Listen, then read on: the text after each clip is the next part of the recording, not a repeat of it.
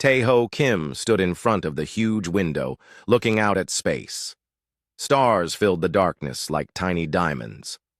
Behind him, his office was quiet except for the soft hum of the space station. He was reading a message on his screen for the third time, but he still could not believe what it said. "Professor Kim, please come to conference room 7 right away. Emergency meeting." The message was from Director Hassan, the head of the Galactic Academy station. Tae-ho walked through the long hallways of the station. Other beings moved past him, some with blue skin, others with extra arms, and a few that looked like walking crystals. This was normal life on Kepler 7, where different species from across the galaxy came to learn and work together.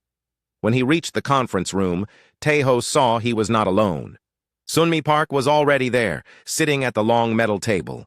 She taught child development and was one of the best at understanding how young beings grew and learned. Next to her sat Do-hyun Lee, who used to be a soldier but now worked with sick children. "Tae-ho, glad you are here," Sunmi said. She looked worried. "Do you know what this is about?" Before he could answer, Director Hassan walked in. The tall man with dark skin looked very serious. Behind him came someone that made everyone in the room go quiet. The being was huge, almost 3 meters tall. Her skin was black like space, covered, with scales that reflected the light. Her eyes were bright gold and seemed to see everything. Sharp claws clicked on the floor as she walked. This was High Hunter Krikstal of the Vorthak Empire. The Vorthak were known across the galaxy as the strongest fighters. They had conquered many worlds, and their ships were feared everywhere. Most beings ran when they saw a Vorthak warrior. But today, High Hunter Krikstal was not here to fight. "Please sit," Director Hassan said. "High Hunter Krikstal has come with a very unusual request." The huge Vorthak female sat down carefully. The chair seemed too small for her massive body. When she spoke, her voice was deep and strong. "Humans," she said, looking at each of them. "We need your help." Tae-ho could not hide his surprise. The Vorthak Empire asking humans for help was like the ocean asking a drop of water for assistance. "Our empire faces a difficult time," Krikstal continued. "Next week we meet with other species for important talks. These talks will decide the future of our territories and trade routes. All our leaders must be there. But we have a problem." She paused, and for a moment, her fierce expression softened. "Our young ones cannot come with us. The meeting place is dangerous for children. Other species will bring their robots and machines to watch their offspring. But we do not trust machines with our precious ones." Do-hyun leaned forward. "What exactly are you asking?" "We want humans to care for our young during the meeting. Only humans." The room was silent. Sunmi was the first to speak. "High Hunter, forgive me, but why humans? There are species much stronger than us. The crystalline can create perfect protective shields. The metal ones never get tired. Why choose us?" Krikstal's gold eyes focused on Sunmi. "Because when a Vorthak child cries, only humans know how to make them stop. When our young are scared, only humans can make them feel safe. We do not understand why this is true, but it is true." Tae-ho felt confused. "But we have never worked with Vorthak children before?" "No," Krikstal agreed, "but we have watched. When human aid workers came to our colonies after the storm season, our young ran to them instead of hiding. When human doctors treated our sick children, they healed faster. When human teachers visited our schools, our students learned better." She stood up, her huge form casting a shadow over the table. "Every Vorthak parent knows this truth. Other species fear us, they respect us, they trade with us. But only humans love our children as if they were their own." Director Hassan spoke up. "This would be a great honor, but also a huge responsibility. Vorthak young are not like human children. They are stronger, yes," Krikstal said. "They have claws and sharp teeth even as babies. But they are still children. They need care, attention, and protection. Most importantly, they need to feel loved." Sunmi looked at her colleagues. "How many children would we be caring for?" 12 young ones, aged from 2 to 8 of your years. They will stay on our ship, but you will live there with them for 1 full week. On a Vorthak warship? Do-hyun asked. "Yes, the Blood Moon's Edge is our finest vessel. You will be safe there, and our young will be comfortable in familiar surroundings." Teho thought about this carefully. The Vorthak were offering humans a chance to study their society from the inside. This was something scientists had dreamed about for decades. But they were also asking them to care for the children of the galaxy's most dangerous predators. What if something goes wrong? He asked. What if one of the children gets hurt while under our care? Krikstal's expression became very serious. Professor Kim, in Vorthak culture, we only trust our young to family.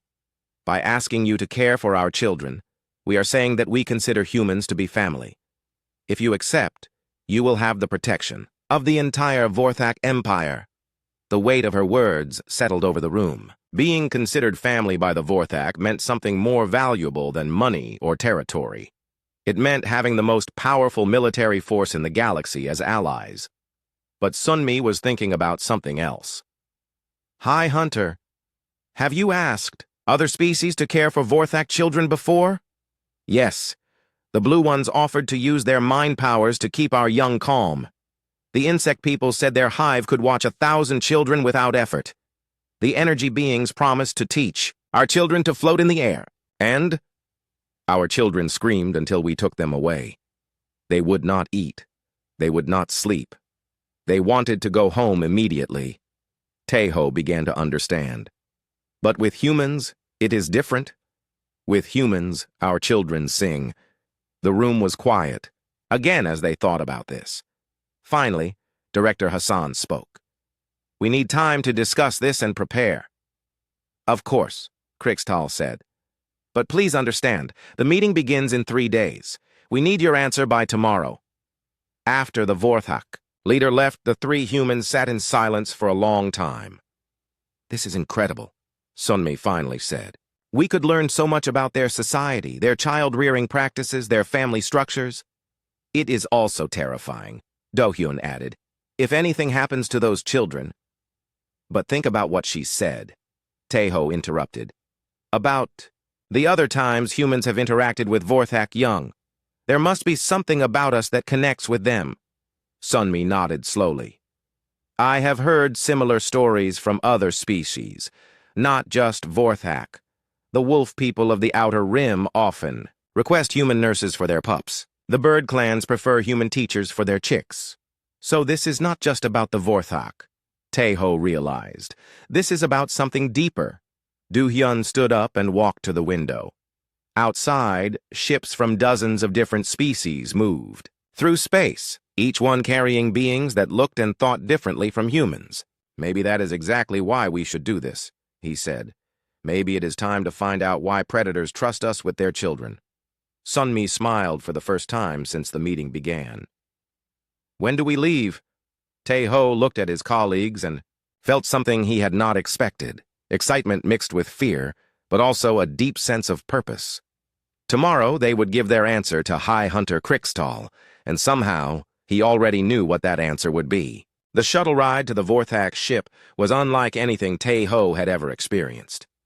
The Blood Moon's edge was massive, bigger than some space stations. Its dark metal hull was covered with spikes and weapon ports. It looked like a giant beast, floating in space. I still cannot believe we are doing this, Hyunwoo Choi whispered. He was Teho's research assistant, young and eager, but clearly nervous. He clutched his recording equipment tightly. Stay calm, Mi Young-song said softly. She was a behavioral therapist who specialized in helping children from different species. Remember, we are going to meet children, not warriors. As their shuttle approached the docking bay, they could see Vorthak soldiers waiting for them. Each one was huge and covered in black scales. Their weapons gleamed in the artificial light. The docking was smooth, and soon the humans were walking through the corridors of the warship. The walls were dark metal, and everything was built for beings much larger than humans. Teho felt very small. High Hunter Krikstal met them at the entrance to the nursery section, but she was not alone. Several other adult Vorthak stood with her, all watching the humans with their bright gold eyes. Welcome to our ship, Krikstal said. These are the parents of the young ones you will care for. They wanted to meet you before we begin. One of the parents, a male with scars across his face, stepped forward. I am War Leader Thaxmol. That is my daughter in there. His voice was rough, like rocks grinding together. She is only 3 years old. She is everything to me. The other parents nodded. Tae-ho could see something unexpected in their fierce faces. Worry. These were some of the most dangerous beings in the galaxy, but right now they looked like any parents leaving their children with strangers. We understand the responsibility, Sunmi said. We will take good care of them. Krixtal opened a large door, and the humans followed her inside. The nursery was not what they expected. Instead of a cold military room, it was warm and comfortable. Soft fabrics covered the walls, and toys were scattered everywhere. In the center of the room, 12 young Vorthak were playing.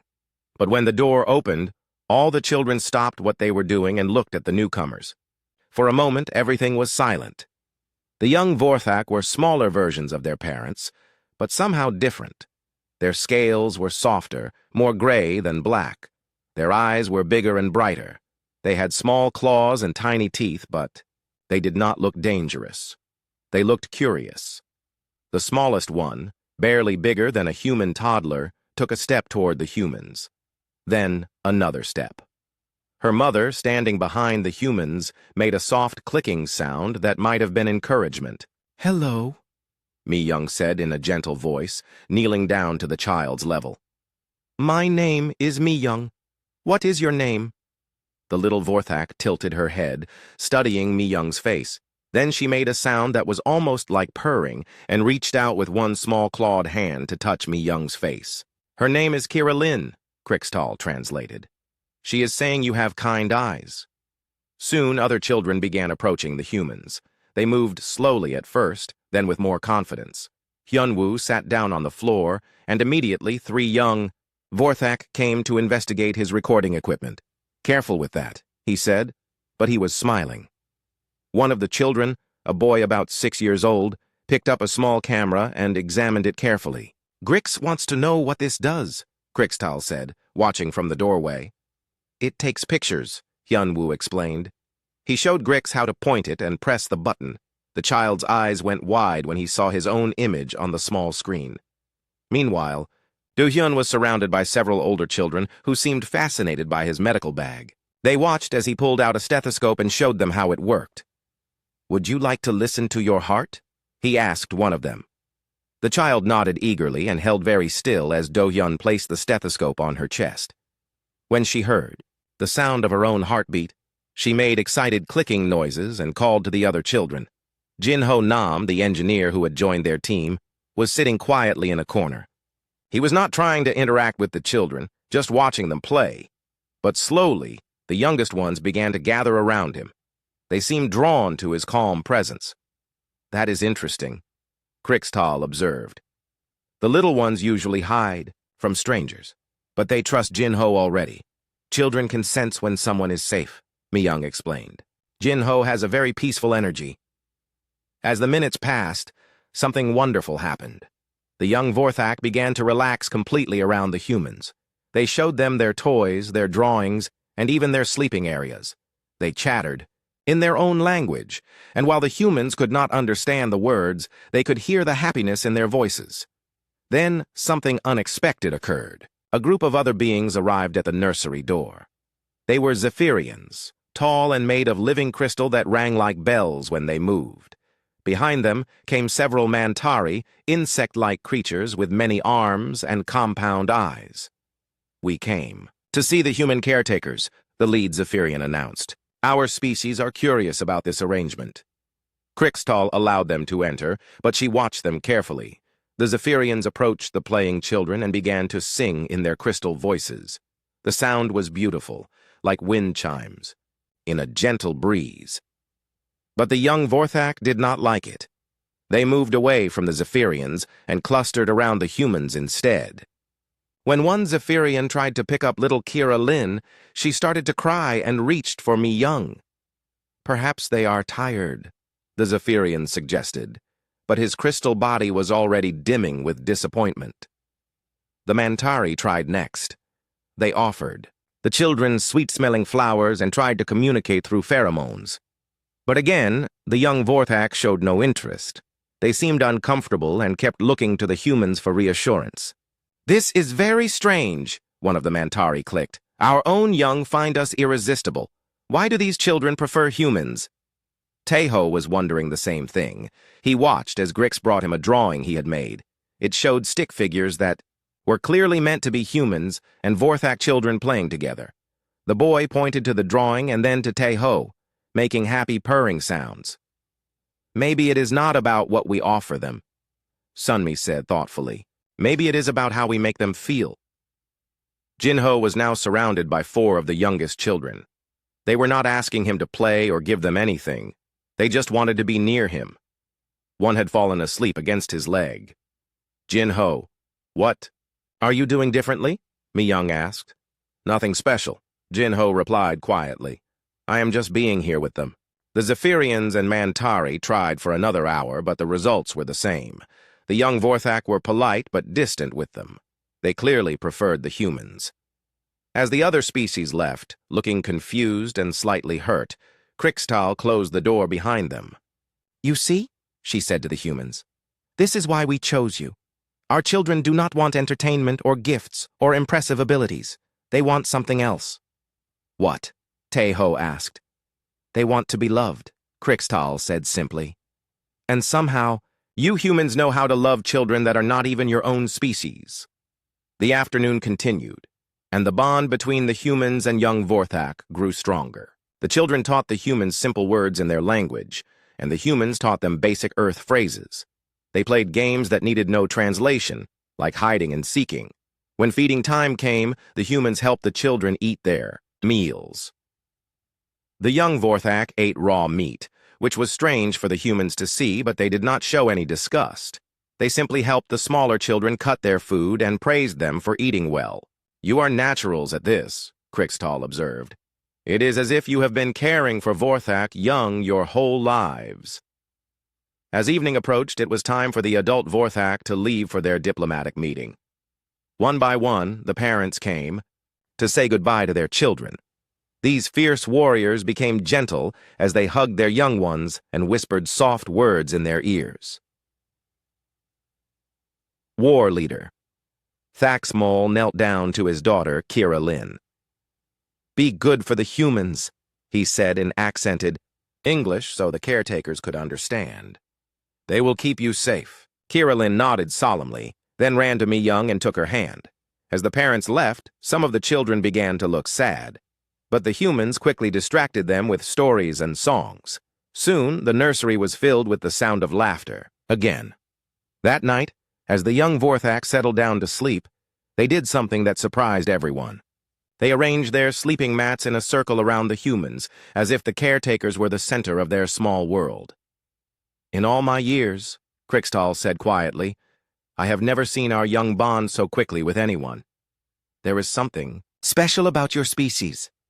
Teho looked around at the sleeping children, their small forms peaceful and trusting. Tomorrow, he would begin to search for answers to the mystery of why predators trusted humans with their most precious treasures. But tonight, he was content to simply watch over them and wonder at the strange magic that seemed to flow between humans and the children of the stars. The alarm started screaming at 3 in the morning. Red lights flashed throughout the blood moon's edge, and the ship shook as something hit the hull. Teho woke up immediately, his heart racing. All hands to battle stations! A voice boomed through the ship's communication system. We are under attack! The young Vorthak children woke up scared and confused. Some started crying while others huddled together in the center of the nursery. The oldest boy, Grix, stood up and growled like a tiny version of his warrior parents. Stay calm, Sunmi called out, though she felt anything but calm herself. Everyone stay together. Do-hyun was already moving, checking to make sure none of the children were hurt. Jinho, can you get the emergency kit? Mi-young, help me count the children. 12, Mi-young said quickly. They are all here. The ship shook again, harder this time. Through the small window, Teho could see flashes of weapon fire in space. Other ships were attacking the diplomatic station where the peace talks were supposed to happen. Hyunwoo's recording equipment was picking up emergency signals. It's pirates, he said, his voice tight with fear. Skarn raiders. They're attacking the station and all the ships around it. The door to the nursery burst open and a Vorthak soldier ran in. Humans, you must come with me now. We are evacuating. This section. What about the children? Sunmi demanded. They come too, but we must move fast. The raiders have broken through our defenses. The humans quickly gathered the children. The young Vorthak were frightened, but tried to be brave like their parents had taught them. Little Kiralin clung to Mi Young's hand, while Grix helped carry some of the smaller children. They ran through the corridors of the ship. Emergency lights cast strange shadows on the walls, and the sounds of battle grew louder. Other beings were running too, diplomats and their families from many different species. "This way!" the soldier shouted, leading them toward the escape pods, but as they turned a corner, they ran into chaos. A section of the ship had been hit by enemy fire, and debris blocked the main evacuation route. Smoke filled the air, and emergency barriers had come down, trapping people in small groups. "The children cannot fit through the maintenance shaft," the soldier said, looking at a narrow opening that led to safety. "It is too small for Vorthak bodies, even young ones." "But humans can fit," Jinho realized. The soldier nodded grimly. "Yes, but the children would be trapped here when this section loses life support. We have maybe 20 minutes before the air runs out." Taeho looked at the narrow shaft, then at the 12 young Vorthak who were depending on them. The opening was barely wide enough for a human to crawl through, and it would be a long, dangerous journey to reach the other side. "We can do this," he said, "but we need to work together." Boram Kang, the emergency responder who had joined their team for exactly this kind of situation, was already examining the shaft. "It's damaged but stable. If we go slowly and carefully, we can make it." "I'll go first," Woojin Park volunteered. He was small and quick, perfect for scouting the route ahead. "No," said Yejin Lee, the team's youngest member. "I should go. I'm the smallest, and I can move fast." As they argued about who should take the most dangerous job, something unexpected happened. Grix, the 6-year-old Vorthak boy, walked up to the shaft opening and peered inside. He made several clicking sounds, then looked back at the humans. "What is he saying?" Do-hyun asked. Hyunwoo's translation device was working again. "He says the air current is coming from the right side. That means there's another opening that way." Mi Young knelt down next to Grix. "Can you sense things we cannot?" The boy nodded and made more clicking sounds. The other children gathered around him, and soon they were all chattering in their own language. "They're sharing information," Taeho realized. "Their senses are better than ours, even as children. They can hear things, smell things we miss." Little Kiralin tugged on Mi Young's sleeve and pointed to a section of wall that looked solid to human eyes. But when Boram examined it more closely, she found it was actually a hidden maintenance panel. How did she know? Boram wondered. "Vorthak children are taught to find hiding places from a very young age," the soldier explained. "It is part of their survival training." Working together, the humans and children found a safer route through the damaged section. The young Vorthak used their sharp claws to clear away small debris, while their keen hearing helped them avoid areas where the structure was weakest. "This way," Grix said in careful English, leading them through a passage that Taeho would never have noticed. The journey was slow and frightening. Several times they had to stop when more explosions shook the ship. The children stayed close to their human caretakers, drawing comfort from their presence even in the darkness. Kiralin fell and scraped her knee on a piece of twisted metal. Instead of crying, she held up her small injury to show Do-hyun. He quickly cleaned and bandaged the cut, talking to her softly the whole time. "You are very brave," he told her. "Just like your papa." The little girl smiled and made the purring sound that meant she was happy. Halfway through their escape, they found other beings trapped in a collapsed chamber. A group of crystalline Zephyrians were huddled together, their usually bright bodies dim with fear. Several insect-like Mantari were clicking frantically, unable to find a way out. "Help us, please!" one of the Zephyrians called out when he saw the humans and young Vorthak. "The exit is blocked," Jinho observed, looking at the debris pile. "But maybe—" Grix was already moving. He scrambled up the pile of broken metal and disappeared into a small gap at the top. For a moment, Taeho's heart stopped. Had they lost one of the children? But then they heard sounds from the other side of the debris. Grix was using his claws to move smaller pieces of metal, creating a path that others could follow. "Smart boy," Sunmi said with pride. One by one, The trapped beings followed the route that Grix had found. The Zephyrians had to dim their bodies even more to fit through the narrow spaces, and the Mantari had to fold their multiple arms tightly against their bodies. "Thank you, small warrior," one of the Zephyrians said to Grix as they passed. "You have saved us." The boy stood a little taller, clearly proud of himself. As they continued their escape, word spread through the damaged sections about the human caretakers and their young Vorthak charges. Other trapped beings began following the sounds of their voices, knowing that the children's sharp senses could lead them to safety. Soon, their small group had become a convoy of dozens of different species, all following the lead of 12 young Vorthak and 5 humans. "I cannot believe this," Yejin whispered to Taeho. "The children are rescuing the adults." "No," Taeho replied, watching as Mi-young helped boost a elderly Mantari over a pile of debris while Kira Lin held a light to show the way. "We are all rescuing each other." Finally, after what felt like hours but was probably only 30 minutes, they reached a safe section of the ship. Emergency personnel were waiting with medical supplies and warm blankets. The young Vorthak were tired but excited. They chattered about their adventure, proud of how they had helped save so many beings. Other species looked at them with new respect. "Those children are heroes," said one of the rescued Zephyrians. "No," said another. "The humans are heroes for teaching them to be brave." As medical teams checked everyone for injuries, Taeho found himself thinking about what had just happened.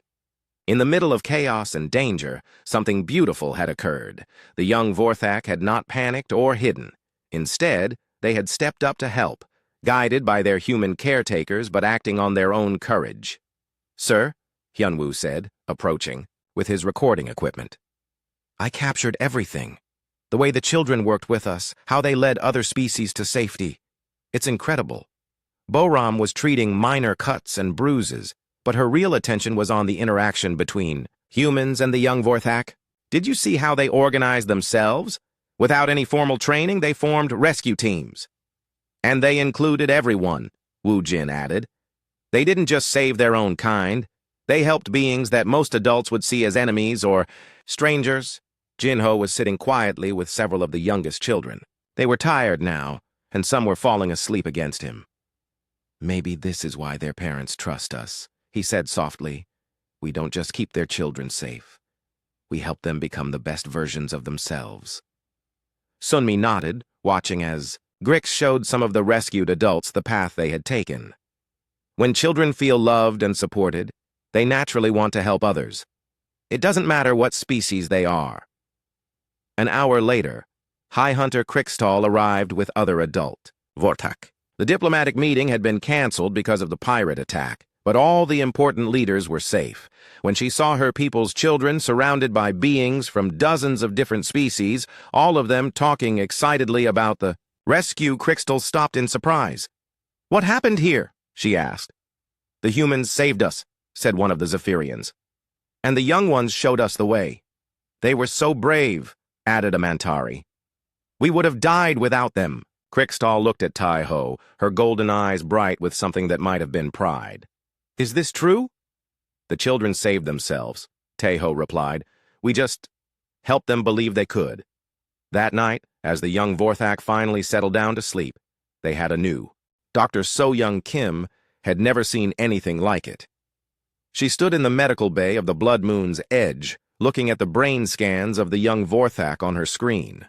The patterns she was seeing should have been impossible. "Run the scan again," she told her assistant.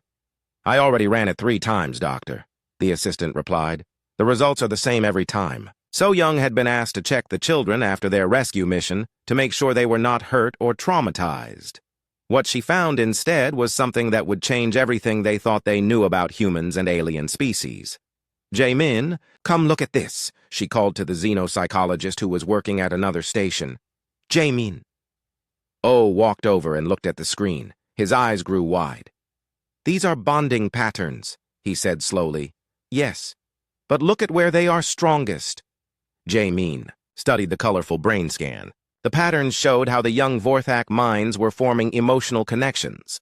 But instead of the normal family bonding patterns he expected to see, there was something completely different. They are bonding with the humans as if they were family, he whispered. Not just friendly feelings, deep genetic-level family bonds. That's impossible, said another scientist who had come to look. Cross-species bonding like this doesn't happen. The brain chemistry is too different. But the evidence was right there on the screen. The young Vorthak were showing the same neural patterns that human children showed when they bonded with their parents. Get me more data, So Young ordered. I want brain scans from human children who have been around alien species, and I want to talk to Sang-Ho Lee immediately. Sang-Ho Lee was a researcher who studied galactic history. If anyone could find answers about why this was happening, it would be him. An hour later, Sang-Ho arrived at the medical bay with a stack of data files and a very confused expression.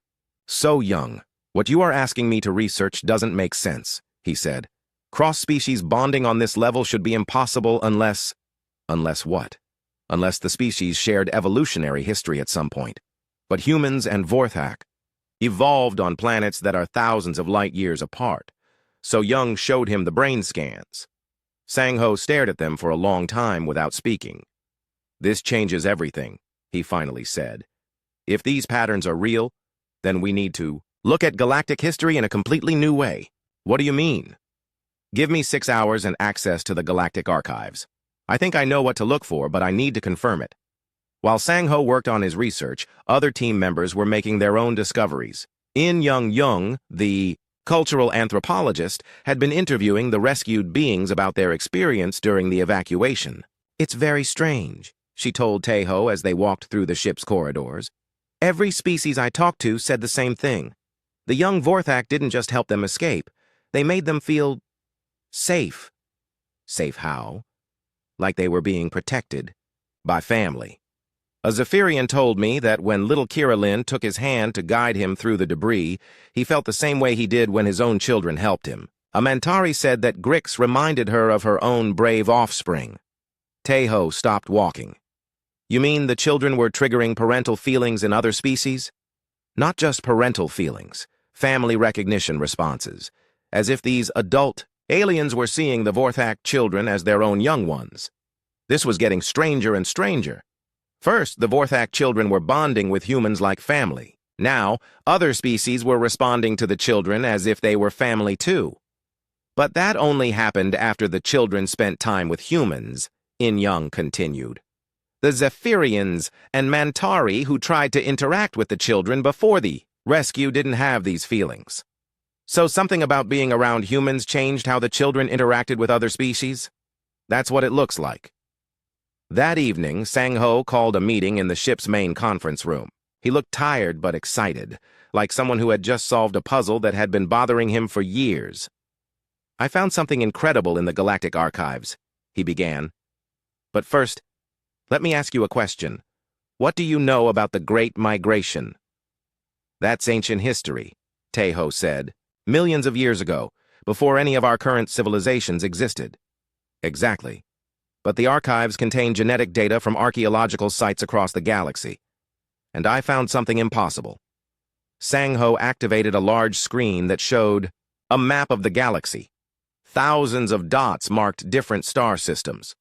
These dots show where we have found fossils of early intelligent species. Notice anything strange? The team studied the map. Slowly, a pattern began to emerge. They're all connected, Mi-young said, like a path across the galaxy. A migration route, Sang-Ho confirmed. But here's the impossible part. The genetic markers we found suggest that all these early species were related. All of them? Do-hyun asked. Even species that look completely different today? Yes. Millions of years ago, there was a single species that traveled across the galaxy, settling on different worlds. Over time, they evolved into all the different races we know today. The room was silent as everyone tried to understand what this meant. You're saying that humans and Vorthak have the same ancestors? Sunmi asked.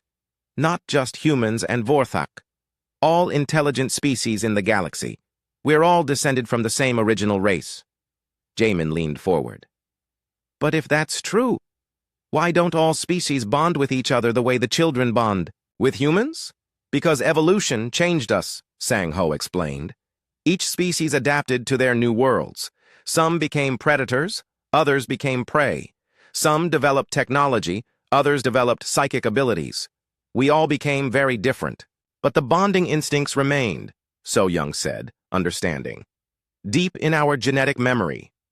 Exactly. But they only activate under specific conditions. And somehow, humans are able to trigger those conditions. In Young spoke up. That explains what I observed. The human caretakers awakened the ancient family recognition patterns in the Vorthak children. And then the children, carrying that activated pattern, triggered the same response in other species. But why humans? Taeho asked. What makes us special? Sangho brought up another screen, this one showing comparative genetic data. Humans are the least specialized species in the galaxy, he said. While other races evolved to become perfect, predators or perfect prey or perfect technicians, humans remained generalists. We kept more of the original genetic patterns than anyone else. We're living fossils, Hyunwoo said with wonder. In a way, yes. Humans are the closest thing to the original species that exists today.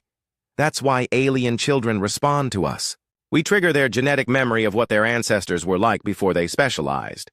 So Young was studying her brain scan data again. And that's why the bonding is so strong.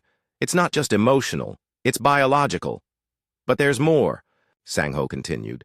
According to the archives, the original species had one trait that was more important than any other. What? They were protectors. The entire species was built around caring for and defending their young and their community. That trait was so strong that it carried over into all the descendant species, even after millions of years of evolution.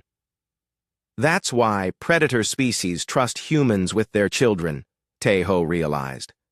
We remind them of what they used to be, what they still are deep down, and why the children respond so strongly to human care, Mi Young added.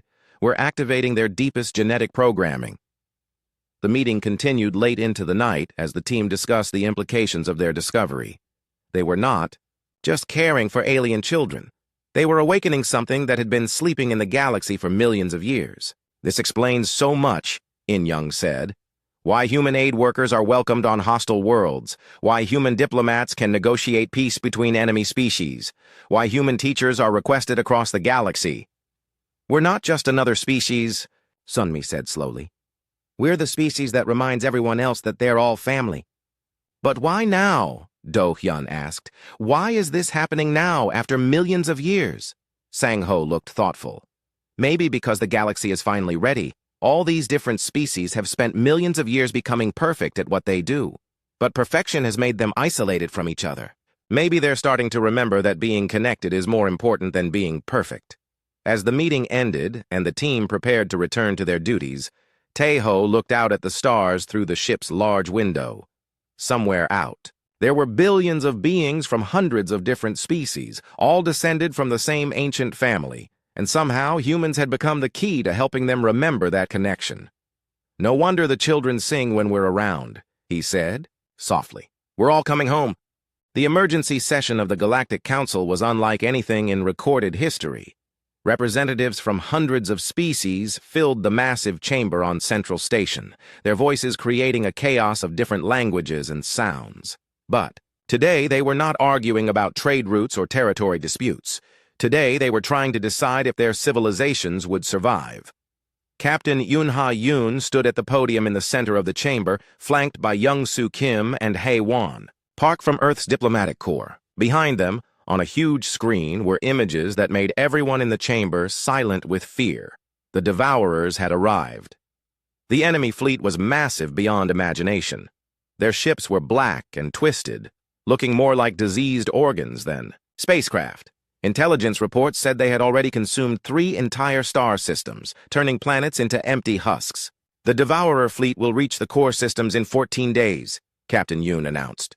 Her voice was calm, but everyone could hear the tension underneath. Every military analysis shows the same result. If we fight them separately, we will all fall. Angry voices erupted from the chamber. The crystalline Zephyrians chimed in discord. The insectoid Mantari clicked their frustration. The gaseous ethereals created swirling storms of displeasure. The humans want to command us, shouted the representative from the Talon Dominion, a fierce bird-like species. What makes them think they can lead warriors who have conquered worlds? Because we asked them to, came a deep voice from the back of the chamber. Everyone turned to see High Hunter Crixtall walking down the aisle. Her massive form and black scales made other representatives step back, but her voice was steady and sure. The Vorthak Empire pledges our full military strength to human command, she declared. Our ships, our weapons, our warriors, all under human leadership. The chamber erupted in shock. The Vorthak Empire was the most powerful military force in the galaxy. For them to submit to human command was unthinkable. "Have you lost your minds?" snarled Grextar, leader of the Howling clans. His wolf-like features were twisted with disbelief. "Humans are weak. They have no claws, no fangs, no natural weapons." "And yet," Crixtal replied, "they are the only species we trust with our children." More voices joined the argument, but then something unexpected happened. Grextar stood up slowly, his golden eyes looking directly at the human representatives. "The Howling clans also pledged to human command," he said quietly. A gasp went through the chamber.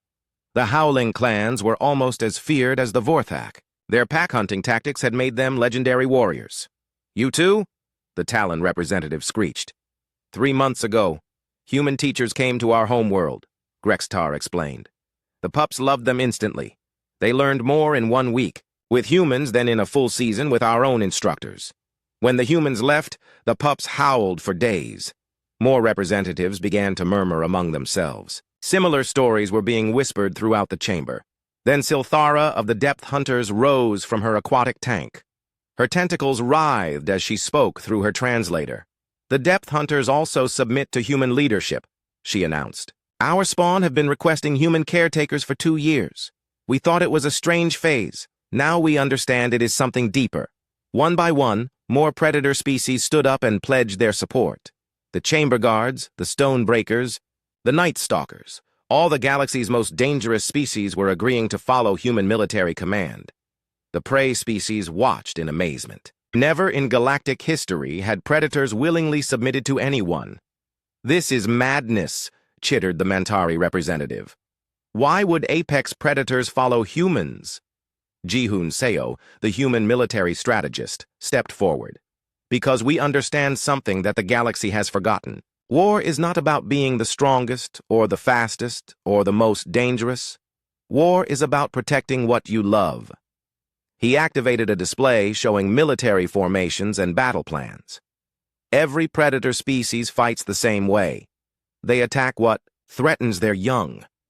But the Devourers don't fight like normal enemies. They target children first, breaking the will of adult populations. The chamber grew quiet as representatives studied the battle data. "Traditional predator tactics won't work against them," Ji-Hoon continued. "You need a strategy that protects the young while still fighting effectively. And humans have been developing those strategies for centuries. But you have no experience fighting space battles on this scale," objected a Zephyrian representative. "You're right," Captain Yoon admitted. "But we have experience with something more important. We know how to make different species work together. As a family." Young-Soo Kim stepped forward with a data tablet. "In the past 5 years, human-supervised joint training exercises have improved multi-species military effectiveness by 300%. When different species trust each other completely, they become unstoppable. And that trust starts with the children," Haewon Park added. "Every species that has allowed humans to care for their young reports the same thing. Their children grow up with no fear of other species. They see the galaxy as one big family." A new voice spoke from the diplomatic section. "The United Prey Alliance supports human command."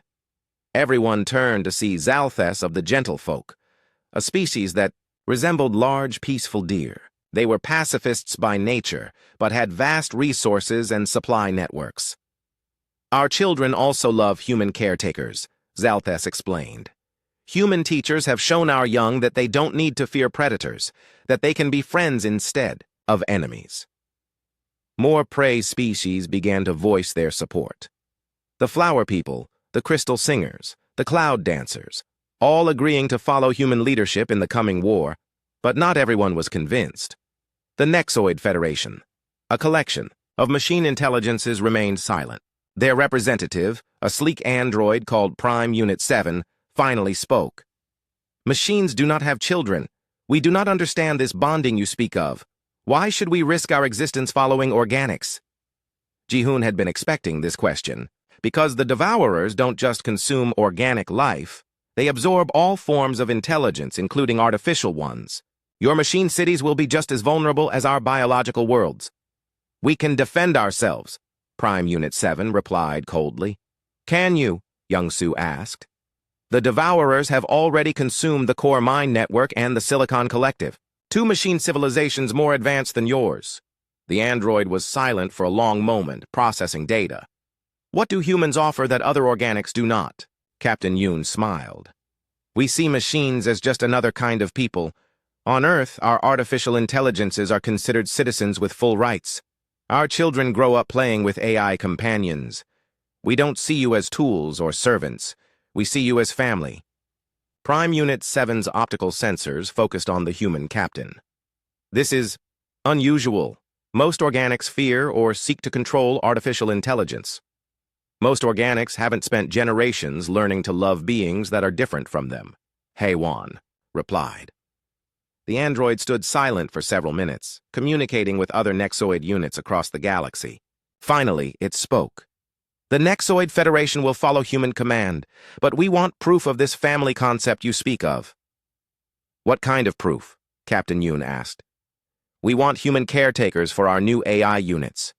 Young artificial minds that are still learning about existence. The request surprised everyone.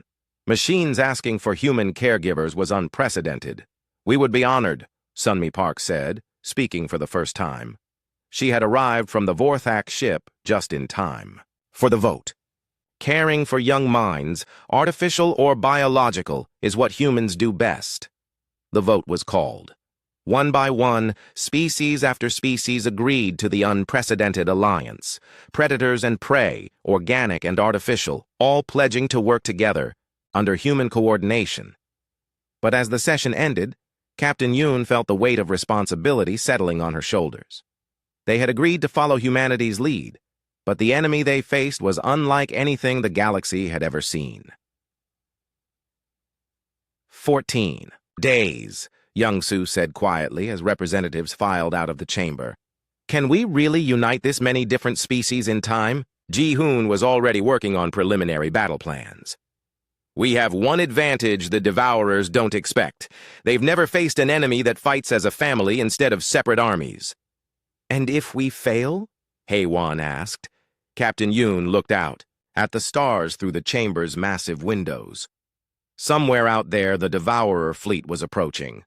But closer, all around them, were billions of children from hundreds of species, all of them now under human protection. We won't fail, she said simply. Because this isn't just about military strategy or superior technology. This is about protecting our children, all of them. As night fell on Central Station, messages were being sent across the galaxy. For the first time in millions of years, every intelligent species would fight together as one force, and at the center of it all were the humans, the species that had somehow become the galaxy's caretakers, teachers, and now military leaders. The final test was coming. Soon they would discover if love really was stronger than destruction. Admiral Kyungmin Han stood on the bridge of the command ship Unity's Hope, watching the largest fleet in galactic history prepare for battle. Ships from every known species floated in space around them. Sleek Vorthak destroyers, crystalline, Zephyrian vessels that sang as they moved, and massive Nexoid cube ships bristling with weapons. Fleet status report, she called out. All species reporting ready, Admiral, replied her communications officer. 2,000 ships from 47 different civilizations. It should have been impossible. Predators and prey working together, organic minds and artificial intelligences sharing the same communication channels, species that had been enemies, for centuries now flying in formation. But the real miracle was happening in the civilian areas behind the battle line. Ma'am, said her aide, Commander Sungjin Moon, you need to see what's happening in the evacuation centers. The main screen switched to show the refugee stations where civilians had been moved for safety. Admiral Han expected to see the usual chaos of a wartime evacuation. Different species separated by fear and mistrust. Crying children, panicked. Adults. Instead, she saw something that made her heart skip a beat. In every station, human caretakers were surrounded by children from dozens of different species. Vorthak young played alongside Zephyrian crystal larvae. Mantari grubs shared toys with ethereal wisps. Nexoid AI units, barely a year old, were learning songs from organic children. "How many human caregivers do we have in the field?" Admiral Han asked. "Over 50,000, Commander Moon replied. "Every civilian ship has human child care specialists. It's like we've turned the entire evacuation into one massive nursery." Nari Cha, the lead coordinator for the civilian operations, appeared on the communication screen. She was speaking from the main refugee station, and behind her, Admiral Han could see the impossible sight of predator and prey children playing together peacefully. "Admiral, I need to report something important," Nari said. "The children aren't just getting along. They're working together in ways we've never seen before." "What do you mean?" "Watch this." Nari turned her camera to show a group of children working on what looked like an art project, but as Admiral Han watched more closely, she realized it was actually a three-dimensional model of the solar system. A young Vorthak was using her sharp claws to carve detailed asteroids. A Zephyrian child was creating light patterns that showed gravitational fields. A Nexoid AI unit was calculating orbital mechanics while Mantari grubs wove complex support structures with their silk. "They're building a complete tactical model of the battlefield," Nari explained. "No one asked them to do it. They just started working together on their own." Admiral Han stared at the screen in amazement. "Are you telling me that children are creating better intelligence data than our military scouts?" "Not just intelligence. They're also coming up with solutions we never thought of." The camera moved to another group where a 10-year-old human girl named Minho Shin was pointing at a drawing that showed devourer ships. Around her, alien children were chattering excitedly in their various languages. "What are they discussing?" Admiral Han asked. Nari listened to the translation devices for a moment. "They say the devourer ships have a weakness. The children notice that the enemy vessels always move in the same patterns when they attack civilian targets. And they think it's because the devourers can only consume what they understand. Complex family bonds and cooperative behavior confuse them." Admiral Han felt a chill run down her spine. If the children were right, it could change everything about their battle strategy. "Commander Moon, get me a direct line to all ship captains. I want them to hear this." Within minutes, Admiral Han was speaking to the entire fleet. "All ships, we're receiving new intelligence from an unexpected source. Our children have identified a potential weakness in enemy tactics," she explained what the young ones had observed. There was silence on the communication channels as military leaders across the galaxy processed this information. Finally, High Hunter Krixtal spoke from her flagship. "Admiral, my tactical officers have reviewed this theory. The children may be correct. Devourer attack patterns do show significant limitations when facing coordinated multi-species operations."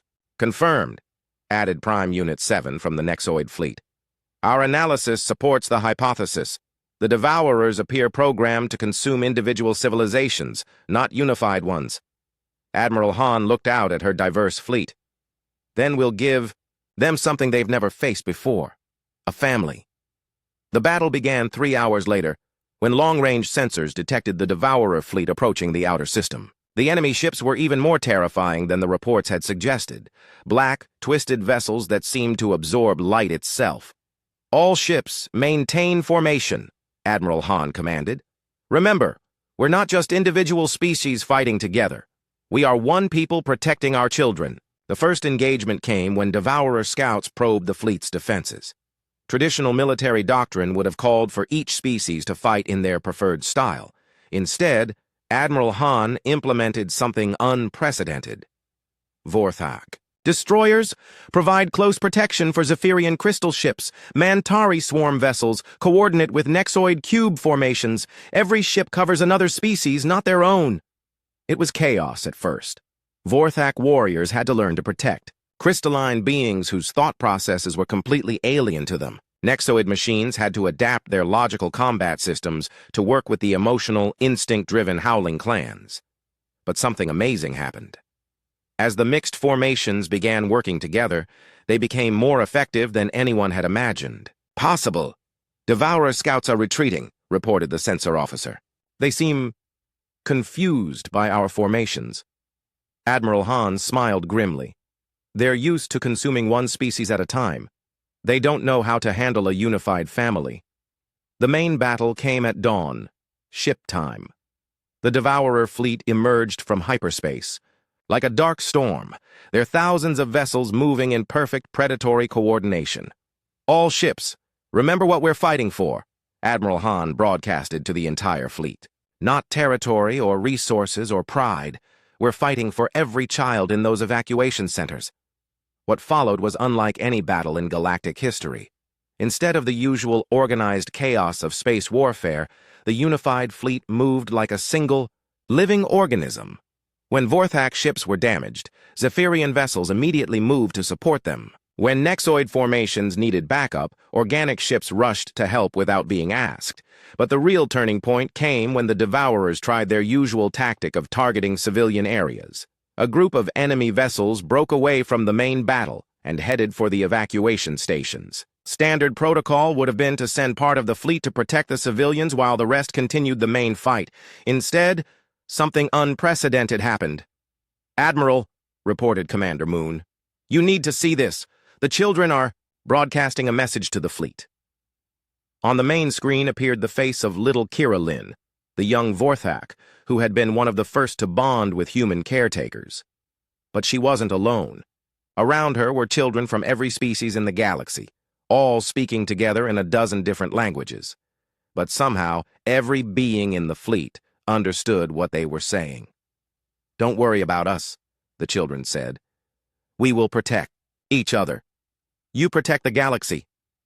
As Admiral Han watched in amazement, the children in the evacuation centers began working together in ways that seemed impossible. Young Vorthak used their natural hunting instincts to coordinate defense patterns. Zephyrian children created crystal barriers that confused enemy sensors. Nexoid AI units hacked into Devourer communication networks, while organic children provided creative solutions that no machine could compute. The evacuation centers weren't just defending themselves. They were actively helping the fleet fight better. "How are they doing this?" Admiral Han asked. Nari's voice came through the communication system. "Admiral, I think I understand now. When human caretakers help raise children from other species, we don't just teach them to get along, we teach them to think like a family, and families protect each other no matter what." The battle raged for 18 hours. The Devourer fleet was powerful, but they had never faced an enemy that fought as one unified force. Every time they tried to separate and consume individual species, the galaxy family closed ranks and protected each other. Finally, as the sun rose on the battlefield, the last Devourer ship retreated into hyperspace. "Fleet status report," Admiral Han called out, exhausted but victorious. "All ships reporting. We have damage, but no species suffered catastrophic losses," Commander Moon replied. "The unified formations allowed us to protect each other throughout." "The battle? And the evacuation centers? All safe, Admiral? The children?" He paused, seeming amazed by his own words. "The children didn't lose a single individual. They protected each other perfectly." In the weeks that followed, as the galaxy celebrated its victory, scholars and military analysts tried to understand what had happened. How had a collection of separate species suddenly become able to fight as one people? The answer came from an unexpected source. Grix, the young Vorthak boy who had led the rescue during the pirate attack, was now 8 years old and had become something of a celebrity across the galaxy. "Wait,